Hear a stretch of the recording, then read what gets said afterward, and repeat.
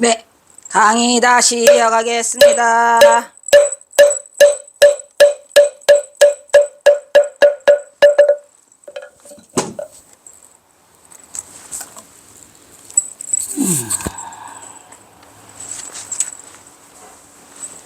어차차차, 이거 뭐냐, 이거, 어이씨.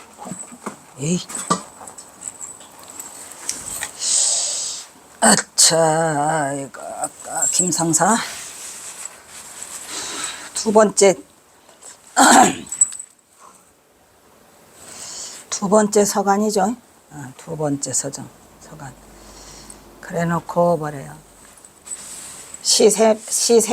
노래 세 편과 시 한 편 보내왔는데, 그거를 읽어보니까, 보통이 아니더라. 보통이 아니더라. 일반인으로서는, 보통의 세인으로서는 쓸 수 없는 그런 글을 보냈더라. 라고 하면서,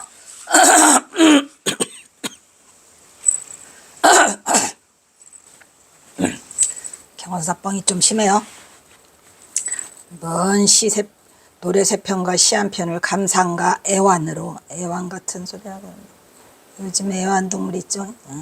감상해보고 내가 애완 아끼고 사랑해서 먹이 변했답니다. 그 먹물로 써온 그 먹 색깔이 변하고 종이가 해짐을 깨닫지 못했습니다. 뻥이야? 뻥이 너무 심해. 그래가지고 뭐요? 여러 번 살펴봤다, 뭐 이런 얘기죠. 뭐 여러 번 살펴봤겠습니까?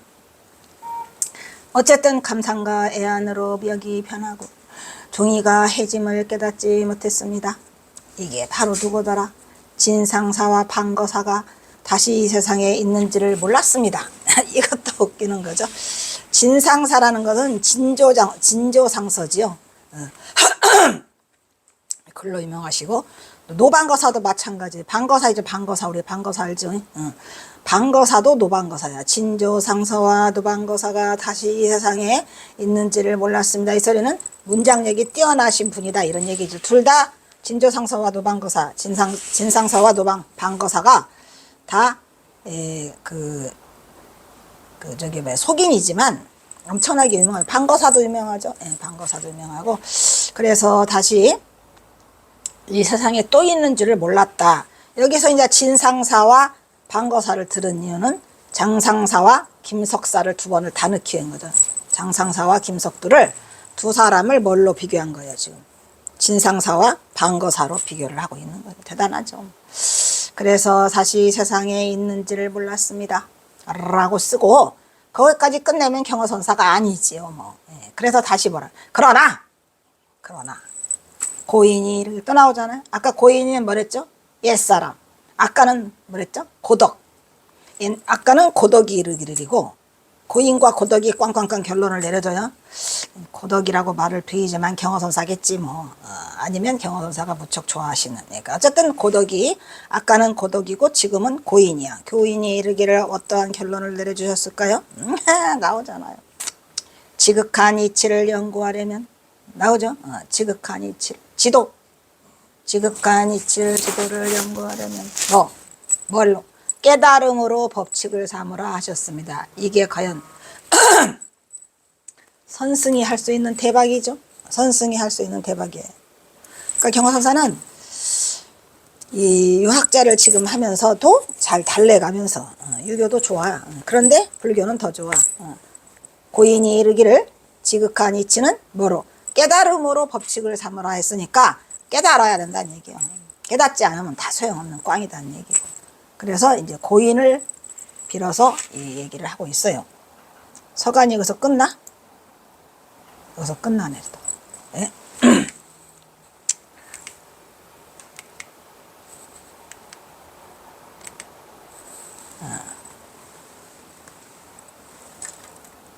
그래서 뭐래요?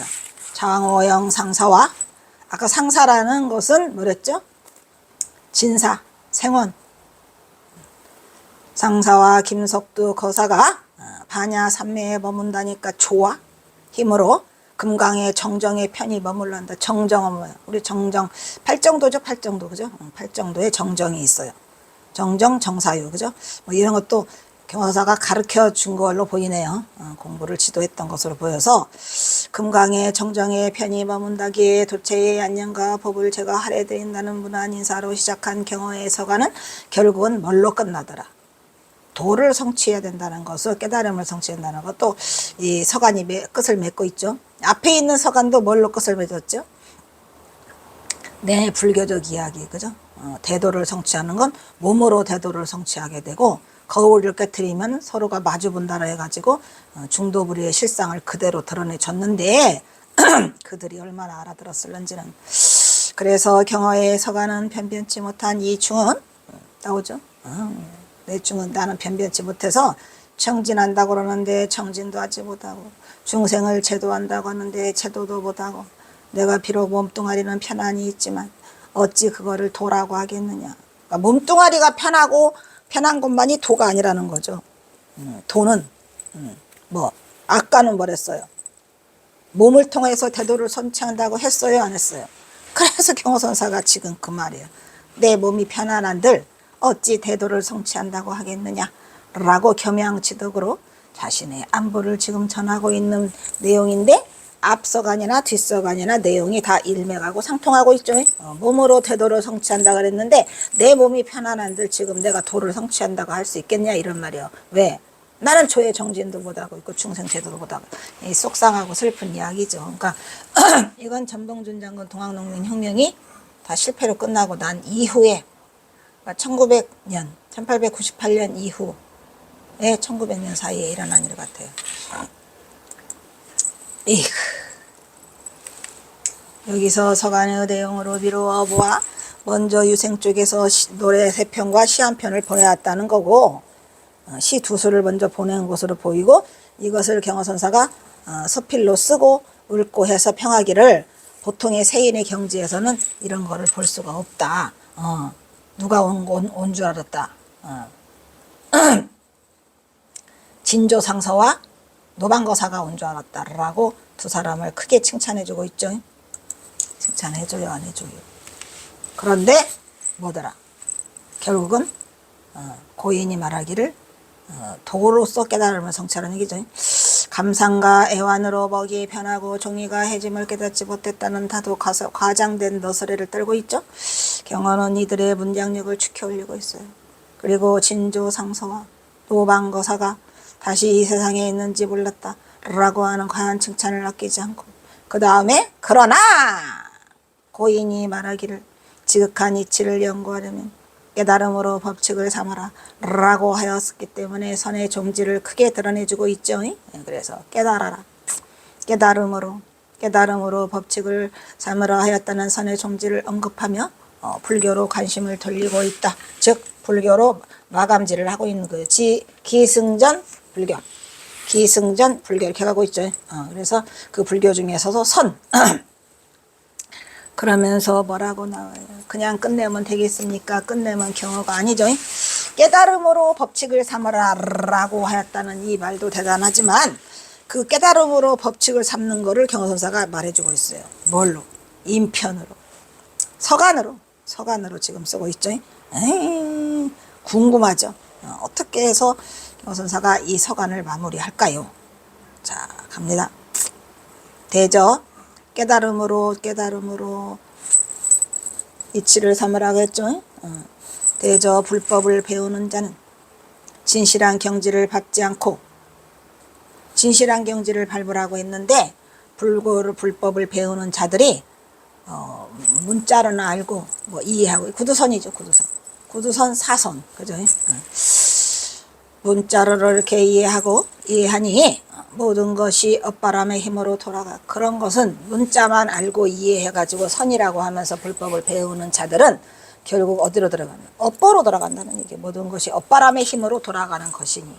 그래서 마침내 폐괴하고 말 것입니다. 폐하고 괴, 무너질 괴자죠. 폐괴하고 말 것이다. 그러니까 불법을 배우는 자들이 깨달음으로 그 이치를 삼지 않고 뭐로 삼으면, 진실한 경지가 아까 그거죠. 문자로 알고 이해한다 이 말이야. 구두선이죠. 그래서 이거는 문자로 알고 이해하는 게 아니에요. 불교는. 깨달음의 경지는 그래서 결국은 엇바람이 돼가지고 마침내는 폐기하고 말 것입니다. 그래서 어떻게 하라? 그래서 스스로 집을 점검하고 이 집이 뭡니까? 자가사, 타가사. 경화선사가 그렇게 말씀하시죠. 자가사요, 타가사요. 내 일이고 남의 일이고 내 집안 일, 나의 일. 동각삼천 시야가 내 집임을 알았다 이 말이에요. 홀문이나 무비공 동각삼천 시야가라. 문득 깨달았는데 삼천대천세계가 내 집임을 알았다 이런 얘기죠. 그러니까 이 집이 그 집이에요. 내 집. 그러니까 삼천대천세계가 다 내 거더라 이런 얘기요. 다 깨달았어. 한눈에 다 홀문이나 무비공 때문에 동각했어. 단박에 깨쳤어. 그래서 스스로 집을 점검하여 알고 부득이 만약에 어렵고 구차해지면 우리가를 버려. 부득이 니네랑 나랑이 점점 이 그 불교 배우는 게 어렵고 이게 귀찮다라고 해지면 우리 서로의 거리가 어떻게 돼? 점점 멀어진다 이런 말이야. 그리고 만나기 어렵거든. 쐐기 목소리를 콱 박아놓죠. 그러니까 니네가 꼭 불교를 배워야 되는 공부를 해야 되는데 깨달음으로써 법칙을 삼아야 되는데 그것이 만약에 어렵고 불교가 너무 어렵고 네가 하기가 구차해진다. 그러면 니들과 나와의 거리는 점점 멀어져. 그리고 만나기도 어려울 거다 이런 말이야. 매정한 말을 하고 계시죠. 예, 원래 이 선이란 건 매정해요. 거기에는요 인정이 없어요. 네 인생은 네 인생, 내 인생은 내 인생, 네 집은 네 집, 내 집은 내 집. 자가사는 자가사, 타가사는 타가사. 자신의 일을 자기 깜냥 누가 해주는 거 아니에요. 해줄 수도 없고. 그래서 심월이 간격이 없으면 심월고원 광탄만상이라. 우리의 마음자리는 전부 다 심월이라는 걸로 표현을 해요. 심월, 그죠? 심월. 간격이 없다. 우리의 마음과 마음이 간격이 없으면 10만 8천리에 떨어져 있어도 항상 같이 있는 거잖아요. 그죠? 네. 그 말을 지금 여기서 하고 있죠. 심월이 우리 사이의 마음과 마음자리가 간격이 없으면 다만 이로서는 뭐야? 이 서간을 주고받고 이거 하는 것만으로도 굳이 만나서 공부 안 해도 심월이 간격이 없으면 이로써 삼매가 서로 모이게 되고 삼매가 서로 모인다는 너도 삼매 나도 삼매 얘도 삼매 장상사도 삼매 김석사도 나도 삼매가 모여서 심월이 돼서 깨달음의 경지에 같이 만나게 될 거다 이런 얘기를 하고 있죠 지금. 심월이 간격이에요. 근데 공부 안 하고 멀어지면 어렵고 멀어지면 끝! 다시 못 만나. 그런데 심월이 간격이 없으면 다만 이것만으로서도 서로 서간을 주고받는 것만으로서도 삼매가 서로 모이게 될 것입니다. 마침 인편이 있다. 인편. 이걸로써도 인편으로 보내는 것만으로도 우리가 충분히 삼매에 서로 모이게 될 것이다. 이런 얘기죠. 마침 인편이 있어 내가 몇 자 끄적거려서 보내니 안부를 묻습니다. 그냥 안부는 묻는다고 하면서 그냥 이 의도는 딴 데가 있죠. 그래서 지금 이제 해놨어요. 자기 집을 점검하라 이거죠. 만약에 어렵고 구차해지면 못 만난다. 그래서 인편이 있어 몇 자 적어서 안부를 묻습니다. 나머지는 개개개 대필시키니 이거 중요한 말 있죠. 내가 인편이 있어서 내가 몇 자 적었어. 근데 나머지 짜질짜질한 것들은 개기 네가 알아서 이렇게 써라 라고 대필시키니 이만 줄입니다. 왜? 핵심 얘기는 다 했잖아요. 핵심 얘기는 했어. 뭘? 가장 큰 핵심은 뭐였죠? 경호사가 말하는 거. 깨달음을 법칙으로 삼아라. 깨달음을 법칙으로 삼지 않으면 아무 진조상선이 진조상서 방거사니 다 소용없다 이런 얘기요. 그래서 나머지는 개개개 대필시편이 이만 줄입니다. 합장. 그 합장은 한문으로는 화남이라고 써있다 했죠. 화남이 합장이에요. 그 다음에 경어는 불법을 배우는 자는 진실한 경지를 밟지 않고 여기서 진실한 경지가 또 나왔잖아요. 전지죠. 진실한 경지는 뭘까요? 전지와 심지, 본지. 그래서 우리가 본지풍광이라고 하잖아요. 그게 다 경지야. 심지, 본지, 경지, 전지를 밟지 않고 그 마음자리를 밟지 않고는 절대로 태도를 성취할 수가 없죠. 마음자리를 밟아야 돼요. 문자에 의지하여, 문자로는 문자선이죠. 문자선, 구두선. 그걸 뭐라 그래? 해오, 해오. 이해로만 하는 걸 해오라고 그러고, 우리가 원하는 건 증오지요. 증오. 증득해서 얻는 거는 증오. 문자선은 해오. 그래서 이해하는 것을 크게 경계하고 있다. 이러한 이치는 모든 것이 그렇게 해봐야 뭘 돌아가? 업으로 돌아간다. 업어. 선업이든 악업이든 원업이든 업바람으로 돌아가고 있어서 마침내 폐기하고 말 거다. 무너지고 말 것이다. 라고를 경선사가 이 서간에 경계를 하고 있죠. 자세히도 썼네. 그냥 아주 파헤쳤네요. 그죠? 파헤쳤어요. 여기서 전부 다 파헤쳐놔서 이게 빨리 안 끝나. 빨리 끝내고 싶은데 여기서 스스로의 집이라는 것은 자가죠. 자가. 마음자리를 말하는 것으로 자기 집을 점검하여 바로와야 함을 말하고 있다. 각자 자기 집 다 점검하고 계시는지요? 점검해야 돼요. 그리고 여기서 부득이 어렵고 구차해지잖아. 니들이 말귀를 이제 못 알아듣고 내가 말하는 거 이제부터 못 알아듣으면 말해야지. 뭐 어떻게 하나. 우리 이 중에서도 있어요.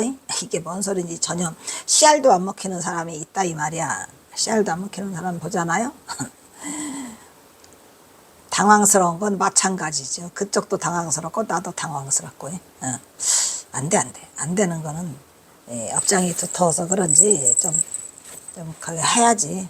부득이 어렵고 국하해지면 우리 서로의 거리가 점점 멀어지고 만나기도 어려울 것이다 라고 말하는 것은 이들의 유대관계를 우리가 말하는데, 여기서 이제 유대관계는 유대관계 겸 불법의 이치가 같다는 거죠. 유대관계도 멀어지고 불법의 이치가 문자에 의지하면 할수록 도의 경지는 점점 멀어진다는 경계심을 말하는 것이를 분명하지 않은 두 가지 다 같기도 해요. 두 가지 다. 유대관계도 니네랑 유대관계가 멀어지고, 그리고 또 부득이 그 부처님의 경계가 어려워지면, 불법이 어려워지면 그 경계가 좀 더 어려워져서 도의 경지는 문자에 의지하면 의지할수록 도의 경지는 점점 멀어진다라고 하는데, 둘 다라고 할 수 있겠죠. 경선사가 우리의 인간적인 유대관계도 멀어질 뿐더러 도와도 멀어진다는 것을 말하고 있는데, 만약에 심월의 간격이 없으면 우리는 같이 있을 거다 이런 얘기를 하고 있죠. 다시 심월의 간격이 없으면 다만 이로써 삼매가 서로 보이게 되고, 이로써는 편지 주고받는 것으로마도 충분하다. 마음자리로도 충분하다 그런 얘기죠. 여기서 꼭 편지라기보다는 마음 공부를 하고 있으면 그걸로써 우리가 서로 삼매가 모이게 되어서 본래면목의 경지에 이르게 됨을 설하고, 마침 인편이 있어서 내가 몇 자 적어서 보내니 잘 받아이, 그리고 공부 많이 해 라고 이 편지가 위에 서간보다 먼저야. 보냈는데 답장이 없으니까 또 그 두 번째 그게 보낸 거죠. 아까 그게. 그런데 진짜로 이들 둘과 경화선사는 만났을까요? 못 만났을까요? 그 이후로 못 만나요. 그러니까 경화선사가 너무 어려운 그 선의 진수를 갖다가 그냥 편지 두 장에다가 꽉꽉 박아대니까 개뿔 알지도 못하는데 그걸 알아들을 수가 있겠는가. 그러다 보니 멀어지고 그 뒤로는 서간이 없었어요. 그러니까 아마 경화선사 말대로 어렵고 힘들어서 멀어졌을 거야. 왜? 쪽팔리잖아.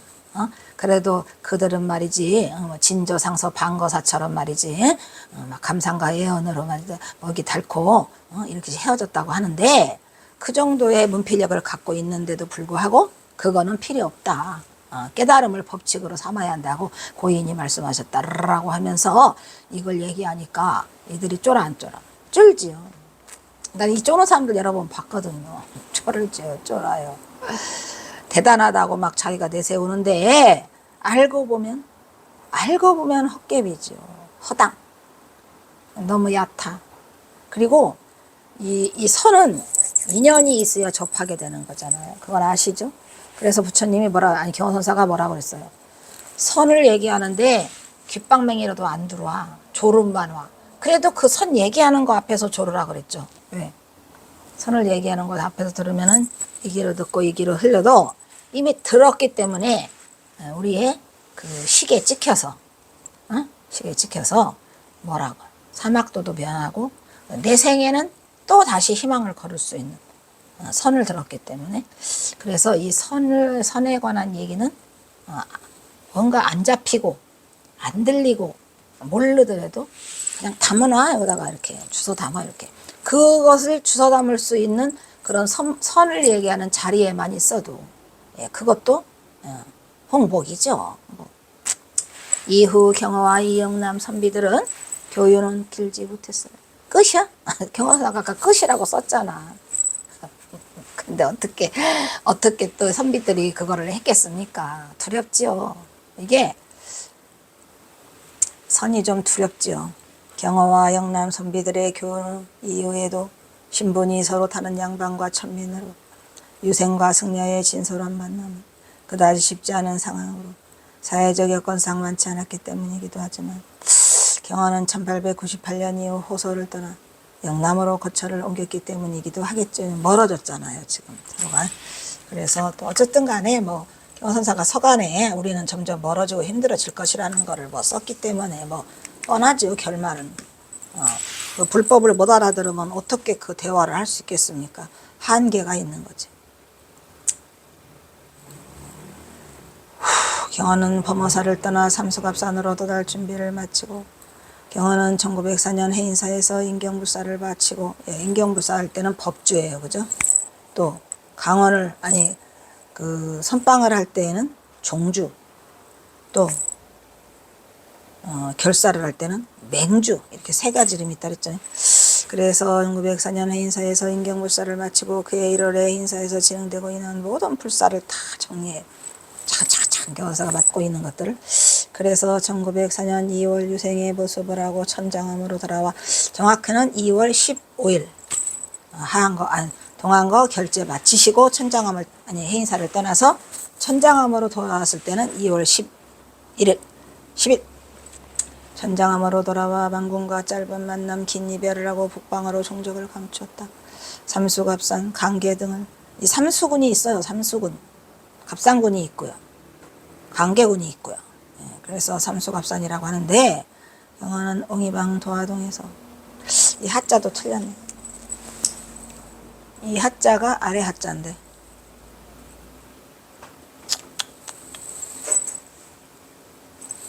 여기 아래 도하동. 왜냐면 원래는 도하리예요. 도하리, 도중리, 도상리, 이렇게 세 개가 있더라고요. 신기하죠? 도자도 이 도자가 아닌데, 저게 건널도 이 도자 아니야. 아이씨, 뭐 이렇게 써놨냐? 이렇게 해봐. 어떤 도자냐면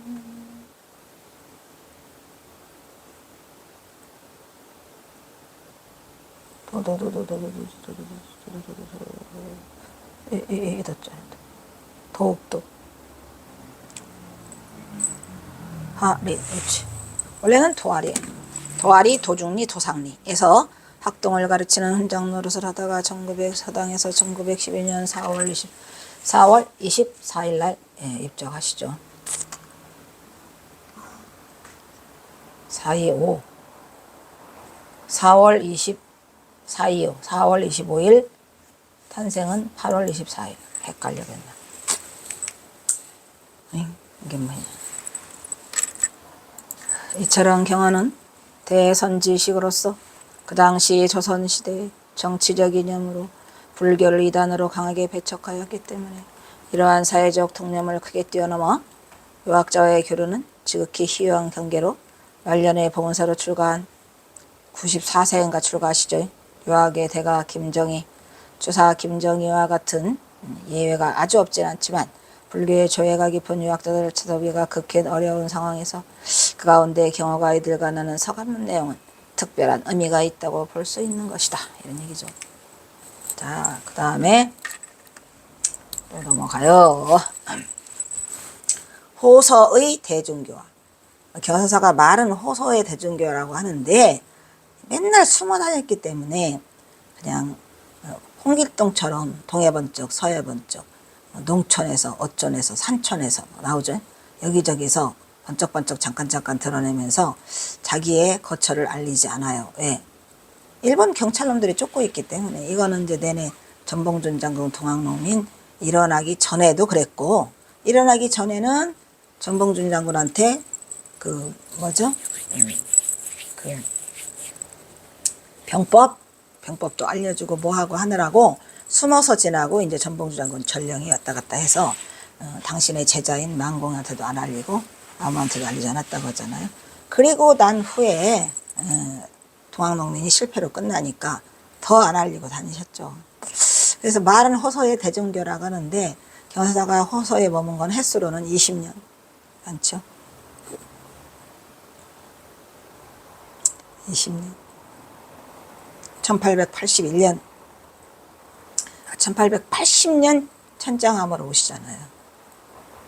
그 호서에 머무신 그 기간이 1880년서부터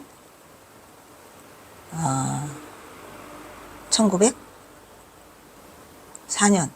그 이전에 1898년까지니까 거의 20년이죠. 20년. 만 18년. 호서의 대중교와 선불교가 이 땅에 전래된 이래 휴정 이후 끊어져 있었던 가나선 수행의 전통을 구한말 경허성우의 등장으로 한국 불교의 선맥을 되살린 경허의 한국 불교사의 업적은 지대하다고 할 수 있다. 왜냐하면 근현대 한국 불교사를 볼 때 수백 년 동안 맥을 잇지 못했던 한국 전통 가나선의 가풍과 그 명맥을 경허로부터 찾을 수 있기 때문이다. 정통 가나선자죠. 경허사가 정통 가나선자라 가나선의 법맥을 제대로 이은 게 우리 경허선사예요. 따라서 오늘날 한국 불교 조계종단의 가나선 수행이 경허로부터 시작되는 사실은 부정할 수가 없더라. 동학사에서 대각을 성취하고 전장암에서 보임한 경허는 호서지방을 중심으로 20년을 초야에 묻혀 때로는 저자에서 아까 말했죠. 산촌에서 또는 목련가품의 경허선을 위하면, 이 목련가품은 뭐 전봉준 장군 망하고 다 끝나고 쪽바구리가 다 났을 때 1898년에 일어난 일이라 경허선을 위하면서 보임의 시간을 보낸다. 이 시간은 경허에게는 자신의 뜻을 펴지 못하고 세월막 낚는 인고의 세간으로 보이죠. 98, 97, 96 1895년에 동학농민이 실패로 일어나서 전봉준 장군이 가니까 이리저리 돌아다니다가 에이 이러면 안 되겠다 싶어서 이제 서산 부속사로 들어와서 옥룡장이라는 걸 쓰고 거기서 제자들을 3년간 가르쳐요. 그때가 경허선사에게 있어서는 어떻게 보면은 호서시방에서 있었던 극치죠. 이 시기는 일제히 말고 발해 풍전동화 같은 조선왕조의 운명은 희망을 잃고 하루하루 나라의 위기는 현실화되고 여기에 맞물린 불교의 앞날 또한 신락 같은 희망조차 가질 수 없는 안담한 현실이었다. 이로 말미암아 깨달음을 성취한 경허를 알아보는 이도 알아주는 이도 없는 망극한 상황은 계속되었더라. 누구한테 어디가 다 깨달았다고 말할 수도 없고. 왜? 너무너무 이 시대가 급변하면서 일제의 말발굽팔에 있고 전봉준은 갔고 경서는 쫓기고 하다 보니 어떻게 자기 자신 하나 챙길 겨를이 없어요. 불타의 등불을 바로 전해줄 리가 없는 안타까운 공허를 무사좌우한 경허로서는 홀로 깨달은 이유, 홀로 고독한 긴 장문의 오도가를 토해내고 난 뒤 침잠의 늪으로 빠져 스며들어 깨친 자의 운명을 짊어진 채 호서를 벗어나지 못하며 무려 20년의 세월을 거슬러 고독의 강을 건너고 있죠. 뭐 혼자. 왜? 전봉준 장군 때문에 이미 비밀이 생겨버려가지고 누구한테도 터놓지를 못해요. 그래서 스스로가 고독의 강을 혼자 건너고 있더라, 이런 얘기요. 따라서 경허가 이곳 호소에서 지낸 20년의 시기는 자신이 도를 이루고도 여러 가지 시대적 불교적 여건상 선지식으로 따로 해야 추진할 일이 없었기 때문에 경허의 생애 중 가장 힘들고 어려웠던 시기로 보인다. 만약에 전봉준만 아니었으면 경서사가 많이 나섰을 거예요. 근데 이 전봉준이라는 거에 코에 깨가지고 스스로가 나설 수가 없었어요.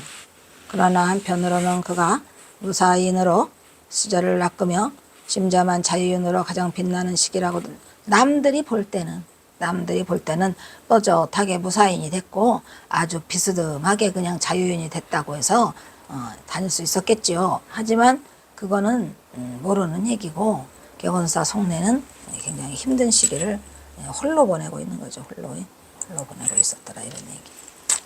그러면서도 경화선사가 내가 이래서는 안 되겠다 해가지고 겨우 모습을 빼꼼히 드러낸 게 그 부석사 몽룡장이에요. 몽룡장이라고 간판을 써붙이죠.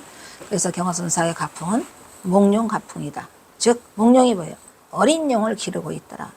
예, 거기서 그래서 몽룡장이라고 딱 쓰시고 아주 시무장이라고도 쓰죠. 시무장이라도 쓰시고 아주 과간이에요. 몽룡장의 경허 가풍. 그러나 경허는 발발자지한 번뜩이는 칼을 보였다 숨겼다 하면서 단 한순간도 깨어있지 않은 때가 없었다. 경허는 호소의 라차를 바람처럼 흐르면서 늘 새끼 용들이 깃들어 있기를 기다리고 또 기다렸으며 드러난 어린 용들에게 반야의 검을 휘둘렀던 것이다 이런 얘기죠. 이 반야의 검을 휘둘렀다는 얘기는 그 근기가 있어 보이는 누구 제자 해월이 또 수월이 만공이 치문이 이들에게 반야의 검을 휘두르게 되죠. 그래서 이제 그 깨달음의 경지에 도달하게끔 인도하는 그 스승 경허의 대대비가 이 기간 동안에 이루어지면서 몽룡 어린 용을 키우자 해가지고 견서가 1895년서부터 1898년까지 3년간을 몽룡장에서 거주를 하세요. 예. 그때 이제 세 대자가 다 모였고 또 치문 또 해봉까지 다 모였더라 이런 얘기야. 그것은 바로 경허가 자신의 견처를 오롯이 드러내 보이면서 치문과 만공 해월 등을 지도하면서 한국 불교의 대들보를 기르고 있었으니 경허는 주로 서산의 부석사에서 몽룡장을 꼭 지키며 제자들을 길러내는 선지식의 역할을 다하였다. 20년간 호세에서 세월을 보내다가도 맑은 차를 기다리던 경허에게 1898년 4월 어느 날 누가 와요? 오성월 주지의 지시를 받고 혼해강백도 오고 담원도 오고 뭐 여러분들이 같이 오세요. 여러 노승들이. 그래가지고 어느 날 범어사에 성월과 해인사에 남조는 경허의 경지를 바로 알아보고 경허를 선원 개설의 증사로 추정한다. 여기서 남조는 해인사고 범어사는 오성월이고 그래서 두 사람이 다 경허선사를 조실로 증사 조실로 모시게 되죠.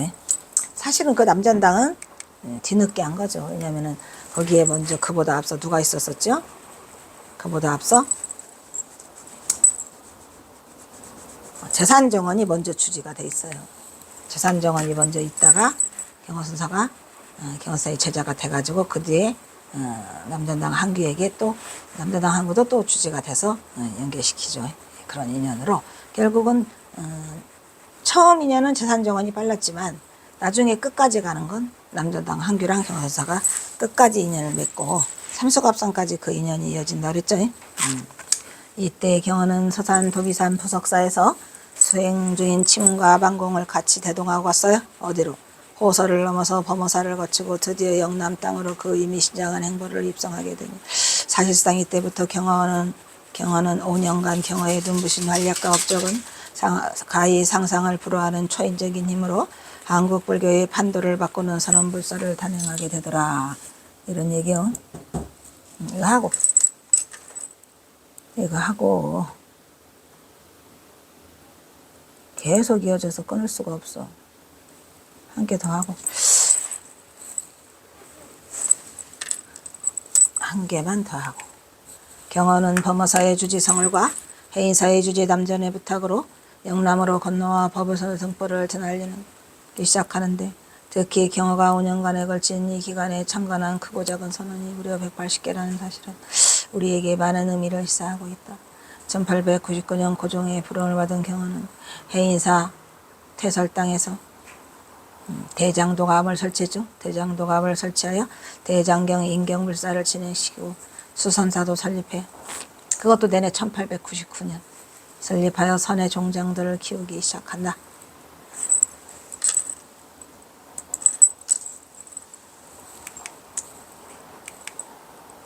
그러나 그에 따라 경어의 행리를 비난하는 시가 또 만만치 않아. 경어는 선지식으로서의 그의 경지를 이해하지 못하는 대중에 대해 고민했을 것으로 보이는 부분은 그의 여러 저작시에 여기서 지금 해인사에서는 특히 뭐로 비난을 받죠?